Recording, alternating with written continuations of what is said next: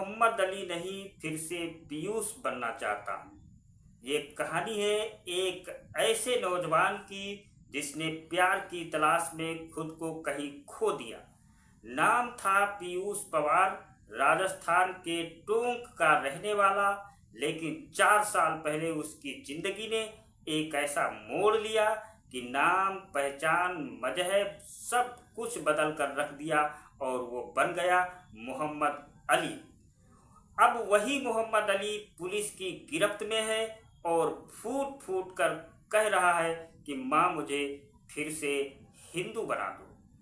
ये कहानी एक ऐसे नौजवान की है जिसे जानकर आपका कलेजा मुंह को आ जाएगा। नमस्कार, मैं हूँ आर्य अवस्थी और आप देख रहे हैं कंट्री कनेक्ट टीवी। और कहानी शुरू होती है 2021 से। वक्त था जवानी का, दिल था दीवाना और मुलाकात हुई सना नाम की एक लड़की से। उसी के शहर टोंक में प्यार परवान चढ़ा और जल्दी ही दोनों के बीच शादी की बात छिड़ गई। मगर सना ने शर्त रख दी। प्यार में अंधे पीयूष ने बिना सोचे कहा, ठीक है तुम शादी करो, मैं बन जाऊंगा मोहम्मद अली। और सना ने फिर कन्वर्जन का एक एक स्टेप, एक एक प्रोटोकॉल पीयूष को बताया। कहाँ जाना है, कहाँ रहना है, कौन धर्म बदलवाएगा, कौन हलफनामा बनवाएगा, क्या खाना है, क्या पढ़ना है, कहाँ रहना है। और फिर एक एक करके पीयूष पवार ने सारे स्टेप पूरे किए और बन गया मोहम्मद अली। शक्ल भी बदल गई, दाढ़ी बढ़ी, टोपी आई, कुर्ता आया, पहचानना मुश्किल। लेकिन सना, जिसके लिए उसने अपनी पहचान खो दी, वो कहीं गायब हो गई। जिस दिन पीयूष मुसलमान बना, उसी दिन सना उसका साथ छोड़कर गायब हो गई। असलियत सामने आई।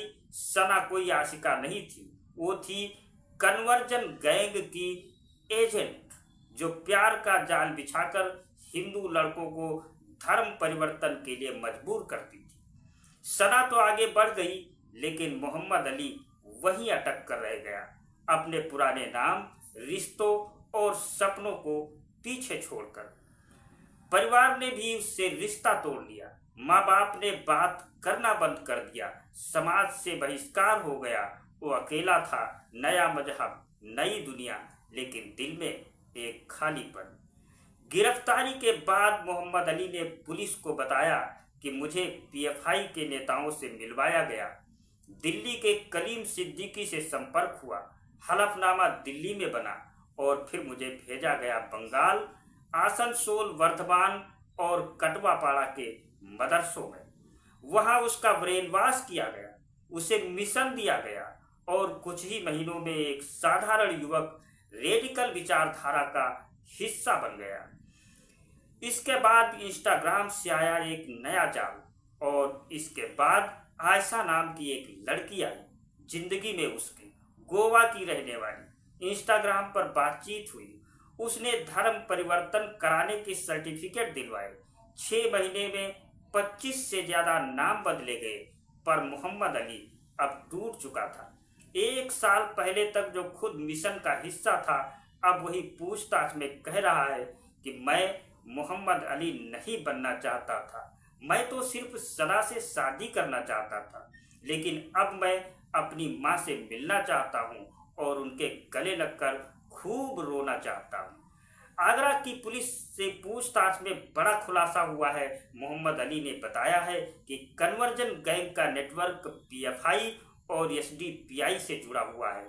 ये वही तरीका अपनाते हैं जो आईएसआईएस करता है, युवाओं को बहला फुसलाकर धर्म परिवर्तन कराना, फिर उन्हें कट्टर सोच की ओर धकेल देना। विदेशों से पैसा आता है, प्यार के नाम पर युवकों को शिकार बनाया जाता है। अब वही मोहम्मद अली गवाह बन गया है। अब जब मोहम्मद अली का मोह भंग हो चुका है, तो उसने इस गैंग के कई बड़े नाम भी पुलिस को बताए हैं। जांच जारी है, कई नाम गोपनीय रखे गए हैं क्योंकि मामला सीधा देश की सुरक्षा से जुड़ा हुआ है। और जो कहानी एक मोहब्बत से शुरू हुई थी, वो अब घर वापसी की गुहार पर आकर रुकी है। मोहम्मद अली दोबारा पीयूष बनना चाहता है। अब उसे प्रेमिका नहीं चाहिए, अब उसे सना नहीं चाहिए, अब उसे इस्लाम नहीं चाहिए, अब उसे सिर्फ अपनी माँ चाहिए। इस वर्ष में मार्च माह में आगरा के सदर बाजार थाने में 2 सगी बहनें जिनकी उम्र 33 वर्ष वो 18 वर्ष थी, जिनका नाम अमीना और जोया था, उस संबंध में सदर बाजार थाने में गुमशुदगी दर्ज कराई गई। इस प्रकरण की गंभीरता को देखते हुए उसको जो एनबीएस की धारा है 87, 111, 3, 111, 4 जो बीएनएस हमारी है भारतीय न्याय संहिता, उसकी इन 3 धाराओं में और 3/5 उत्तर प्रदेश विधि विरुद्ध धर्म संपरिवर्तन प्रतिषेध अधिनियम 2021 जो बनाया गया धर्म परिवर्तन के लिए, इसके अंतर्गत मुकदमा रजिस्टर्ड किया गया सदर बाजार थाने में। तत्पश्चात जो हमारा साइबर थाना है, साइबर थाने में इसको ट्रांसफ़र किया गया और इसके बारे में पूरी जानकारी डीजीपी सर को और एडीजीएलओ सर को दी गई। इसके बारे में घटना के जब हम लोग तह में गए, जब इसको दिया गया, इसीलिए साइबर जो हमारी साइबर थाना है उसको, तो घटना के तह में जाने पर पता चला कि कई प्रदेश में कम से कम 6 प्रदेश ऐसे थे जहां पर जो लोग बैठे हुए थे वहां पर ये लोग रेडिकलाइजेशन को बढ़ावा दे रहे थे, लव जिहाद में संलिप्त थे और इसकी फंडिंग विदेशों से होती है, जैसा सर ने बताया कनाडा से, यूएस से इनकी फंडिंग हो रही थी।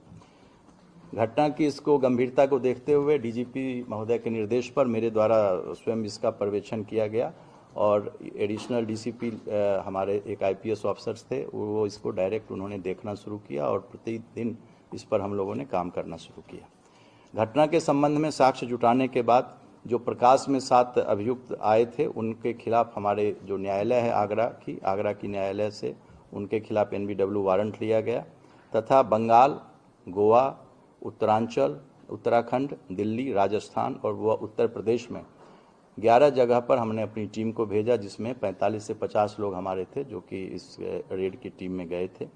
इस पूरे ऑपरेशन के क्रम में हम लोगों ने 10 अभियुक्तों को अरेस्ट किया, उनको गिरफ्तार किया।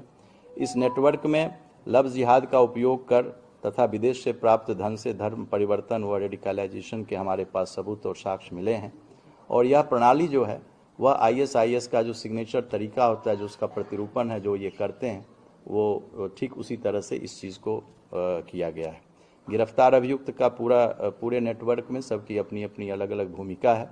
किसी की भूमिका इसमें जो पकड़े गए हैं 10 लोग, किन्हीं का काम फंड प्राप्त करना है, किसी को उस फंड को चैनलाइज करना है, किन्हीं को सेफ हाउस उसको मुहैया कराना है, लीगल एडवाइस देने के लिए इनकी एक अलग टीम थी, नया फ़ोन और नया सिम देना, लोगों को प्रेम जाल में जो लोग उनको अपने पास फंसाते थे फिर उनकी शादी कराने के लिए और धर्म परिवर्तन के लिए सब्जबाग दिखाकर प्रेरित करने के लिए और उसके संबंध में जो डॉक्यूमेंट्स होता है, पेपर तैयार करना, ये सभी ये जो ग्रुप थे इसमें ये शामिल थे।